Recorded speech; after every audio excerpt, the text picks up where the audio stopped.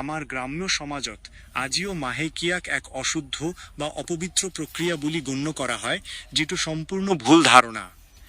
মনত ৰখা উচিত যে মাহেকীয়া কোনো অভিশাপ নহয়, বৰঞ্চ ই এগৰাকী মহিলাৰ মাতৃত্বৰ ক্ষমতাৰ এক স্বাভাৱিক জৈৱিক সংকেত।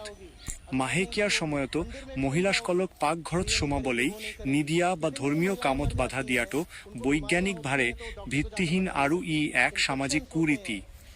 আমাৰ সমাজত থকা এনে অন্ধবিশ্বাসে কিশোৰীসকলৰ মনত হীনমন্যতা আৰু ভয়ৰ সৃষ্টি কৰে, যাৰ ফলত তেওঁলোকৰ মানসিক বিকাশ বাধাগ্ৰস্ত হয়। আজিও বহু ঠাইত মাহেকীয়াৰ সময়তো চেনিটেৰী পেডৰ সলনি লেতেৰা কাপোৰ ব্যৱহাৰ কৰা হয়, যিটোৱে গুৰুতৰ স্বাস্থ্য সমস্যাৰ সৃষ্টি কৰিব পাৰে। আমি বুজিব লাগিব যে সেই কেইদিনত এজনী কন্যাক সুৰক্ষা আৰু পুষ্টিকৰ খাদ্যৰহে বেছি প্ৰয়োজন, কোনো ধৰণৰ সামাজিক বৰ্জনৰ নহয়। এই কুৰীতিসমূহক প্ৰত্যাহ্বান জনাবলৈ হ'লে প্ৰথমে আমি আমাৰ ঘৰৰ পৰাই আলোচনা আৰম্ভ কৰিব লাগিব। পুৰুষসকলেও লাজ আৰু সংকোচ ত্যাগ কৰি নিজৰ ঘৰৰ মহিলাসকলক এই সময়ছোৱাতো মানসিক আৰু শাৰীৰিক সহযোগিতা আগবঢ়োৱা উচিত। শিক্ষা আৰু সজাগতাইহে পাৰিব আমাৰ সমাজৰ পৰা এই পুৰণি আৰু অনৰ্থক বাধা নিষেধবোৰ নিৰ্মূল কৰিবলৈ।